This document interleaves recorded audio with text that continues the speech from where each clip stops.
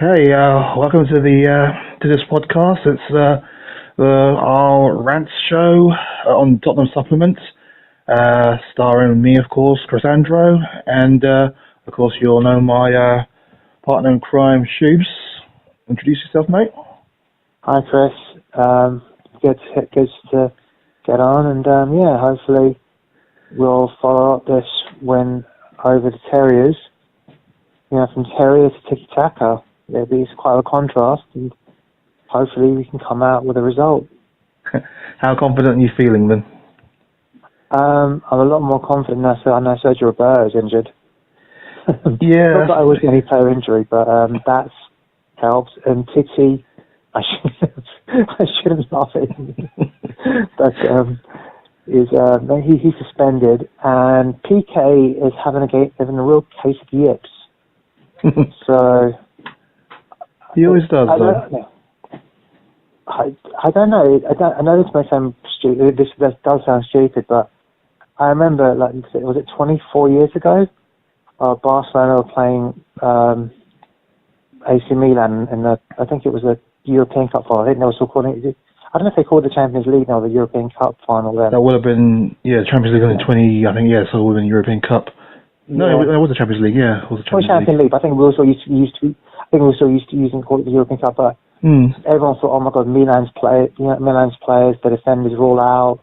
Barcelona are going to wipe the floor with them. And I remember that game. Yes. And then Milan, everyone forgot Milan can attack, and obviously Barcelona. I mean, we also know about their attack, but I think defensively, actually destroyed them, didn't they? Yeah, I think defensively, I don't know whether they've got the wherewithal. Obviously, without Dele and Eriksen, it is going to get. I am a bit worried, but I've got a feeling. Like I was going to say, the thing with Barcelona's defence, they've never had a truly strong defence. Yeah, they've always had Carlos Puyol to fall back on, but you always felt that you could always get through the defence, really. And Puyol, it's literally up to him to actually have the best match possible to stop any team, really. That's what I kind of felt. I know it might be when I look that way in reality, because they used to be very strong defensively, but I don't actually think they were attacked that much in defence, because their midfield always used to like save them. Same with this team now. They can press you high and they can press you quickly, but if you bypass that press, even bypass the midfield, and that was what my issue was before before Gazzaniga came to the fore in his last few games. If you get past that midfield, you can worry that defence. I mean, Samuel and TT, everyone lauds him, French international, whatnot. I don't think he's all that. And it depends anyway. He can't play. Well, yeah, that's true. Yeah, and he's out as well. And so let's just say that before the last few games, I was quite confident about taking on Barcelona. Especially when the draws made, I thought, yeah, we can take them. And then we had that slump in form, really. Yeah. But now, well, I know we know, as you mentioned, we've got two attackers out. I don't know if it's long-term injuries or not, but they're definitely going to be missing that for that game. So I'm kind of wondering, it is going to be like a mixed bag. I'm not quite sure what to expect. Well, I think Lamella. I think we all know Lamella can. I don't know if you saw my link, but there's a verb I'm using. I'm not going to use the S word. I'm going to use the word Attervelds. But Lamella is a true Attervelder. He's very good at Attervelding opponents, like Ramos is. Yeah. And I just think in the presence of Lionel Messi, he will probably have either the game of his life, or he will crawl under a rock.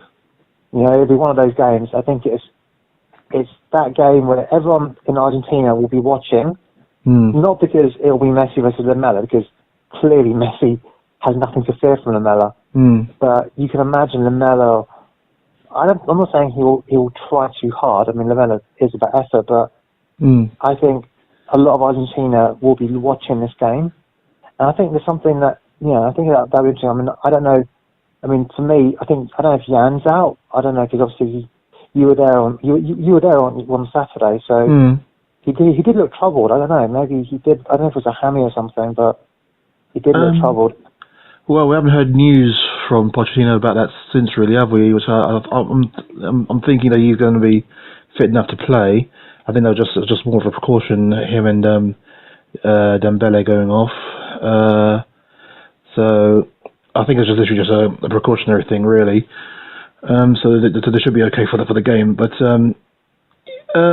yeah, I think there will be a lot of intrigue and interest in that match as well. And regarding Messi, stopping Messi, well, we did do that kind of job very well, didn't we, against Ronaldo in those 2 games last season. And Isco. I mean, and Isco as well, yeah. Isco, people forget, and people don't give Isco enough credit, but my worry wouldn't really... I mean, I'm not saying I wouldn't be scared of Messi, because that sounds stupid, but my real worry would be Rakitic. He doesn't get anywhere near the credit he deserves. No, well, I even know a couple of Barcelona fans, which is kind of odd to say around here. I used to work with one who really doesn't rate Rakitic, and I'm kind of thinking, why? He's probably the best passer, gets things moving. He's he's always in the right areas at the right in the right time. Even Barcelona fans, it seems, don't rate him that highly, maybe because he doesn't do those tricks and flicks and stuff. But I quite like him as a player. He had a good World Cup as well. Yeah. So I mean, he's there pulling the strings for Barcelona. But I completely agree with you on that. He doesn't get the recognition at home or abroad. So yeah, I think Coutinho's suffering because they're trying to shoehorn him into being Iniesta, and he's not. It's like, I think it's our failed experiment with Eriksen, because we look at players like Eriksen, like Coutinho, and you think, well, they're so good playing between the lines, they could probably conduct our midfield. And I think to be a conductor of the midfield is something that someone who can control the midfield. I'm not saying Eriksen can't do that. I'm not saying Coutinho can't do that, but that's not where they're best. Yeah, they need to have that freedom just to go into the little pockets and do their things. Whereas I think, asking them to, I mean, they're special players. Iniesta, Pirlo, Xavi's, Modric's, they are so special. Paul Scholes, they're like a obviously not once in a generation, because obviously you had Xavi and Iniesta at the same time, but you rarely get those kind of players at that time, at the same time. Yeah, so true. I personally feel that, I'm not saying this game is winnable, because I think Barcelona have really struggled. I think, I think they're not doing as well in the league as they would have liked to. I think they're top of the league, aren't they? I can't remember. They're a point off. I don't know. They're not running away with it as they were last year, if that makes any sense. I'm sure that Real Madrid are top, aren't they? Probably. I haven't really been following La Liga that much, but I mean, obviously, we remember Suarez. I remember that game against, I think it was 4-1 or 4-0. He actually destroyed us twice before he, bit that bit. I think, who was it, Ivanovic? And then he was like, he wasn't allowed to play for ages. Can't remember. Then it was like he wasn't allowed to play for ages. Then it was the next season where he was, he had that blistering year at Liverpool. Yeah. Almost won the league. And obviously had that kind of moment with Chiellini.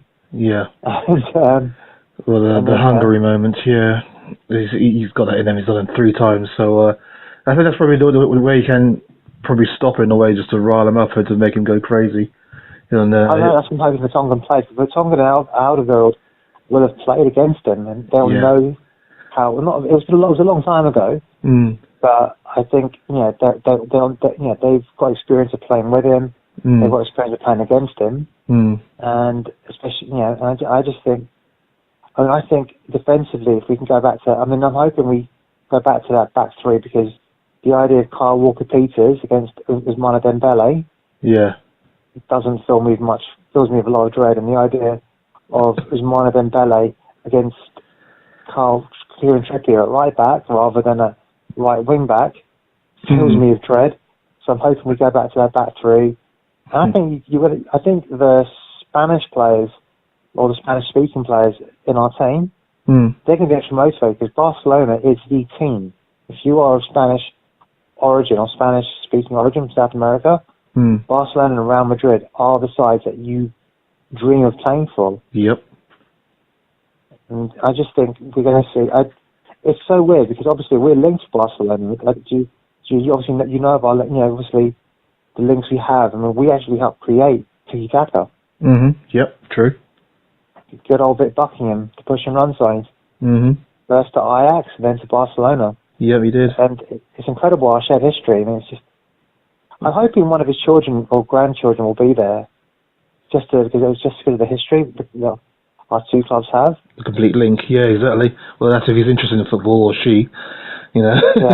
No, you're just hoping though, because I think he is so often neglected at Buckingham. Yeah. And very few people have heard of him, and so I was hoping that, but like I said, I think I'm going to set my stall out for 2-1. I think Harry, he didn't look, obviously, I thought we were lucky to get a 2-0 win at Huddersfield. You did? Huddersfield couldn't, honestly I do. That first half, obviously I wasn't watching it on a legal stream, clearly, but that first half, we looked disorganised. You thought so? And it was, and until that first goal went in, you could just see Huddersfield, their hearts just sank. They gave it all huff and puff, and then we had a very soft penalty.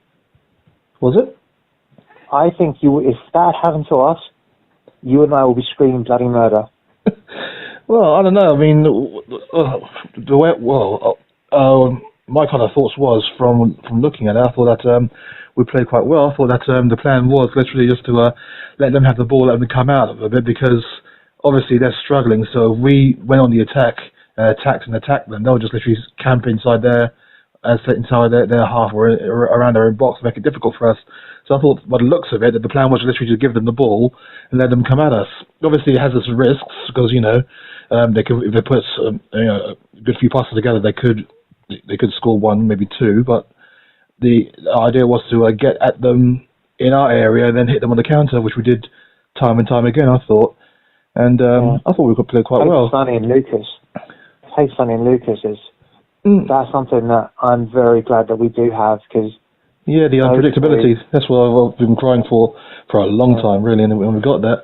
And I thought that the first goal was well worked. I thought, from where I was, it looked like Danny Rose had got past the defender and he pulled back. But I haven't seen the highlights since, so I might be wrong with that. Yeah.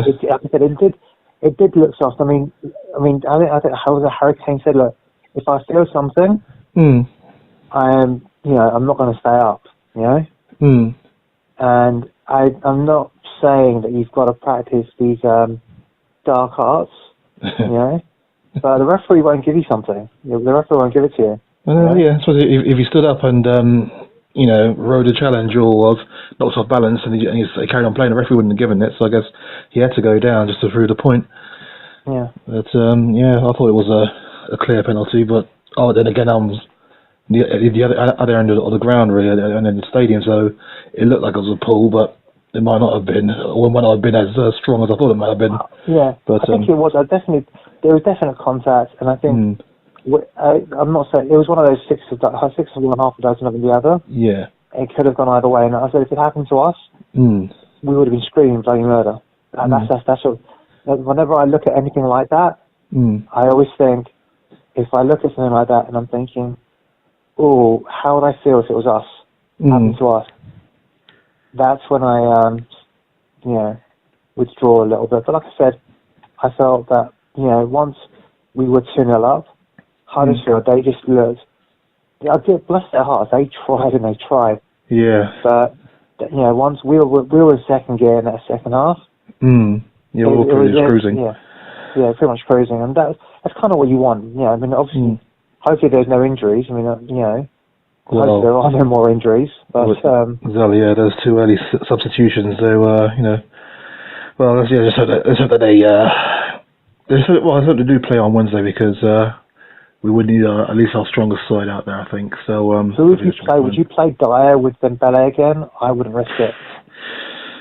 Not in the middle. Well, the thing was, Dyer, bless him, played as well as he can, but I just found myself screaming at him a lot, especially when he was giving the ball away a lot. And the thing is, if you give the ball away in those sorts of areas against Barcelona, That is going to be... If you give the ball away to Rakitic, you're not going to get the ball back off him. Yeah. Unless he wants you to have it. Exactly.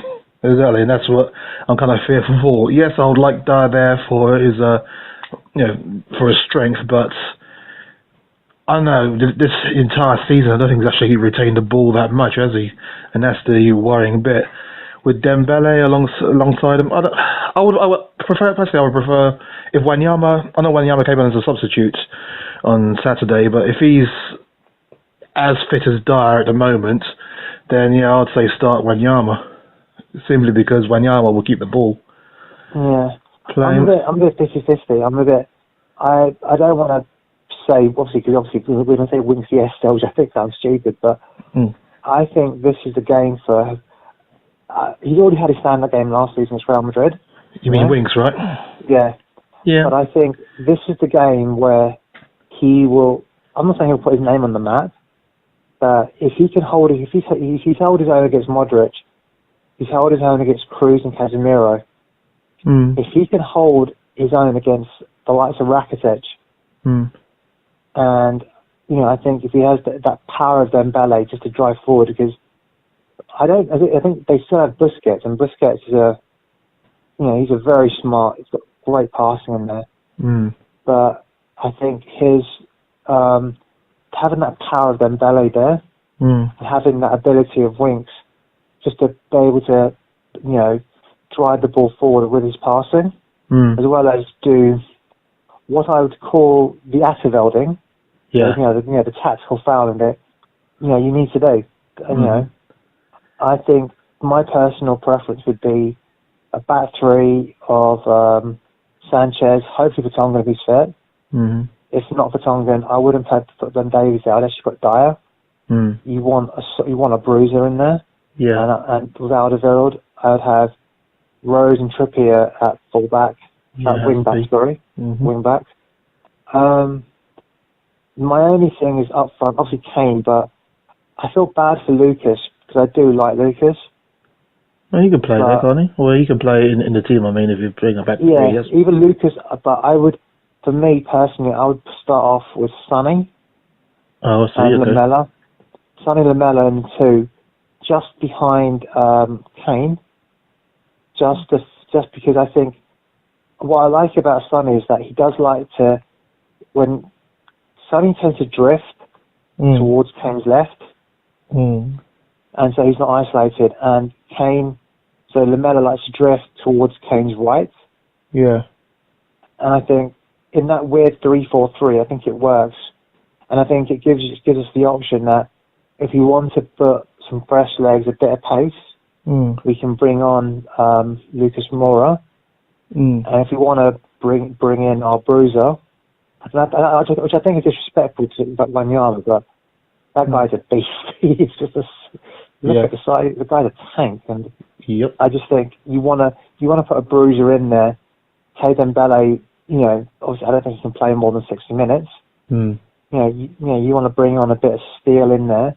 I don't know if the Barcelona players are going to want to play against a powerful, half an hour of, good old Victor. Yeah. So, but like I said, it'll be interesting. I'm not going because I don't really fancy the hour, and it took me about an hour and a half to get to Real Madrid last year. Yeah, I believe that. And that's just 6 miles from Enfield to Wembley. Yeah. Very true. It's going to be, for Barcelona, it will just be ridiculous, and then getting back as well. And obviously, because for those of our listeners, I actually live 3 miles away from the ground. It is me and my dodgy, shaky camera you might see because I'm walking past the stadium, jogging past the stadium. So it's I actually live very close to the ground. So if it was at White Hart Lane, Wild Horses and the Dragons, but I'm so sick of Wembley. I hate the atmosphere, and it's not home. And I remember the end of last week against Leicester, we were all singing like, we're going home, Tottenham's going home. We were just so happy to go home. Yeah. And especially I've been running past our home every day, like 3 times a week. It's, no, I just can't. I just don't want to go to, honestly, I just don't want to do Wembley again. No, I don't blame you. I mean, I've gone on record to say that Wembley's not my kind of stadium, but even last year when everyone was saying we're going on, I knew that it was going to be a bit of a delay because even the club weren't too sure about the whole kind of thing, weren't they, with the mixed communications and stuff. But yeah, I mean, if it was at Wembley, there would have been a very good occasion. I think. Sorry, not Wembley. Tottenham Stadium, whatever it's called. I have no idea. The new White Hart Lane. I can't call it Tottenham Stadium. Well, it's supposed to be in the same area, isn't it? So if it was there, then yes, it'd be a bit more intimate, and obviously it would generate a better atmosphere than probably the cavernous Wembley. But it seemed to work well last season against Real Madrid. They just seemed to be in complete shock, about the way we played. So that's what I think that we probably would do well against Barcelona. In a way, I think if we count all the friendlies and stuff, we're undefeated then against them in the last 2 games, aren't we? If you don't count the penalties.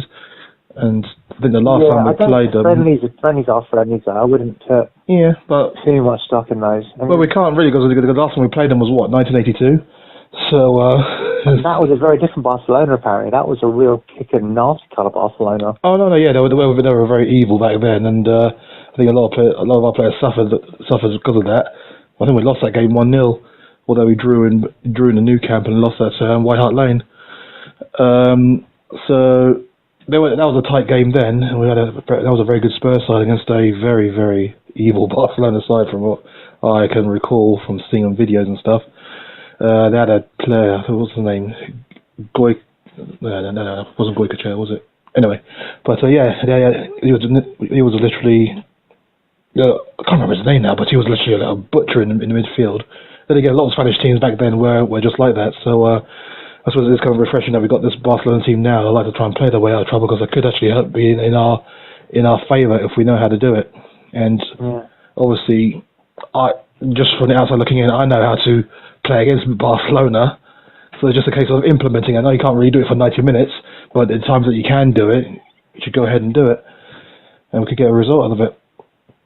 Yeah, and I thought, like I said, obviously we are going to miss Ericsson. I mean, Ericsson's, people, I said, I was saying, speak to the old man, and I said, who's done the most runs in terms of distance? It isn't, it isn't Dele Alli, it isn't Eric Dyer, it's Christian Eriksen. And the fact that we are going to miss, those two, like Kane, Kane, Dele Alli, and Eriksen, they are our 3 musketeers. But I think Lamela, I think this really is his. I'm not saying it's the game he was born to play or something like that. So that sounds melodramatic, but I think of all times he will be. Like in terms of motivation, my worry is he'll be too motivated. If that makes any sense? Yeah, he'll be too hyper because Messi's obviously his idol. Messi's most people's idol, but obviously most people don't get to play with their idols unless you're Argentinian or plays Barcelona. And so that would be more unfair. But I really think that, I think that combination of the pressing of Lamela and the inevitable booking, I'm gonna go with that. Do you know what? I'm gonna say he can get booked in the first half. It'll be an absolute honestly, I can just see him getting booked in the first half. But I can just see if we can avoid him getting the second yellow. I'm just hoping he avoids the yellow card, just gets away with it for as much as he can. And then eventually when we do sub him off, I'm hoping then by putting on Lucas and that speed that Lucas has, hopefully we can get a goal ahead. But like I said, I think I'm going to go 2-1 to us. This isn't the Barcelona of, say, 3 years ago. Yeah. And I don't, obviously, Iniesta's moved on. Obviously, Xavi moved on many years ago. Messi is now 31. He is 32. 31. And I'm not saying he can't do it. I mean, we know what he's capable of. Well, he hasn't been playing much in the Liga lately, really. I think he only came on for about half an hour in the last game. And even then they were losing that game. He came on late to set up Dembele, actually, to score the equaliser. I can't remember who they were playing. But, they rescued that game. Girona, I think, or I think it was Leganes, I think that was, yes. And, but they lost to Leganes as well. I think they lost to Leganes. Ah, okay. I know there was a game where very recent game where they drew 1-1, equalised in the 85th minute, so they're not playing at their best at the moment. So in many ways, it's probably good on players. Dr. Tottenham's there, so that's why Dr. Tottenham's there. Yeah. I'm just thinking about the team myself. I think I hear what you're saying about the team, but I think I would probably put Lucas on first and have Sonny on the bench and have him come on late. It is a toss-em, isn't it? It is a toss-em. The reason I'm going to go with Sonny, I just think Sonny plays better with Kane. Yeah, he does. Yeah. And I just think, in terms, I'm not saying Barcelona are not a team. They are a magnificent team. They are a Matchday club. They're more than a club. But I just think, you want to have, in terms of understanding. I mean, I'm not saying Kane doesn't know how to play with Lucas, but he's only been there 9 months. It's that. And although Lamella's been out for a period, Kane has played with Lamella for God knows how many years. Same with Sonny. And I think if we can take advantage of those understandings, I mean, that's one of the things they said, we haven't bought any new players, there's no betting in. But hopefully our players know to understand, they know when they're going to make their moves. And I think Trippier and Sonny, I mean, it's not quite the bromance that Sonny and, I forgot his name now, the Austrian lad he had, Wimmer. It's not quite the same bromance. Yeah. I think Trippier, his ability to deliver balls from that right flank, to have, because they can't defend too deep. To defend defeat, Kane will spring, not Kane, Sonny will be able to break that offside trap. And I think that just that combination of Sonny and Trippier and Sonny and Kane and Lamella, and I'm not saying Lucas won't put his foot in, he does, but I think, how do I put it, we need someone. Barcelona, although they're not butchers, they know how to play the nasty, especially Busquets. Yeah. He knows how to do the nasty. And I just think we need a little bit of our own nasty, our own little Argentinian video nasty on there. Whether it's going to be stamping on hands or kicking players accidentally on purpose, we need that. Would you start with Gazzaniga in goal? Or if Hugo is fit, play him straight off? Do you know what? If Hugo is fit, and it's not as if goalkeepers, they need to get a run of minutes. And I think the way that Lloris, that's a game where you need to have real good communication, really good organisation. And I think you need your captain, especially the fact that if we are missing Belly and Ericsson, we do need one of the undroppables. But I think Gazzaniga hasn't really been found wanting. I think Gazzaniga is definitely now number 2. I definitely think he's now elevating himself to number 2, and I think he's showing some good form, and I think you'll be a bit harsh on him to just drop him for Lloris, but there is a reason why Lloris is number 1. So, so like I said, we go into, is it the international break on Sunday? Yeah. So I'm hoping that if we win this game and the game on, say, Saturday, I am hoping that Daniel Levy takes all the boys out for a nice lasagna. Well, if we beat Barcelona and if we beat Cardiff, and if we do beat Cardiff, because Liverpool and Manchester City are playing as well, aren't they? So there's a chance we could actually close that gap to 2 points at the top after the doom and gloom of a few weeks ago. That would be awesome. Well, I think that doom and gloom wasn't unwarranted. I think we've led. Was it? I think it was how many matches? Yeah, we led against Watford, and we somehow let that slip. We led against Inter Milan, we let that slip. We lost out on set pieces, and which a team. We saw how England basically got to the semi-final based on their set piece ability. Yeah, there's no shame in losing set pieces, but I just think if you're organised. No, you know what I mean. But I'm saying that if you're organised and you have a clear, everyone knows what they're doing, you shouldn't get beaten. But on certain set pieces, but it can happen. Yeah. So like I said, I just think personally, I think it depends how we set up, but I do think we can win this game. I'm not as scared of, say, Barcelona as I was of Real Madrid last season. I know you were worried about them, but remember what I said at the time? I said we'll beat them. Well, you were so convinced we were going to go to the Champions League final. You booked a place in Russia or wherever. You were in Ukraine, wherever it was. Yeah. I'll book that hotel and everything. You might be happy to know I'll book the hotel in Madrid as well for this coming May. Well, why wouldn't you? Madrid is a very beautiful city.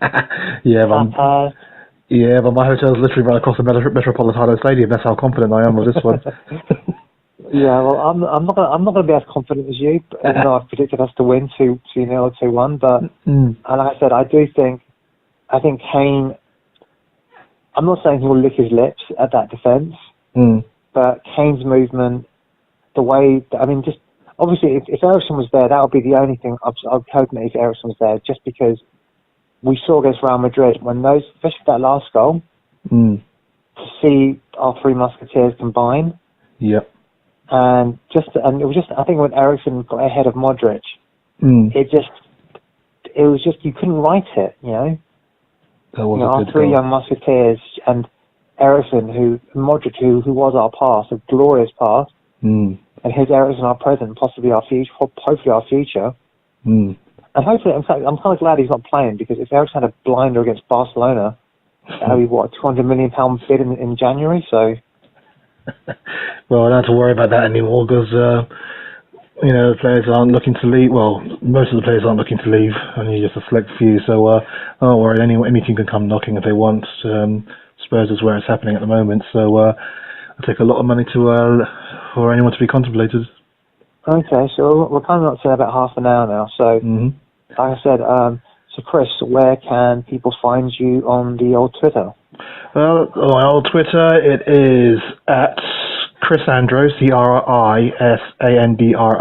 _ and I'll take you straight to my page. I'll be happy to chat with football with you, and look forward to the discussions. And how about you? And I am The Real Shuban, that's SHUBAN, on Twitter.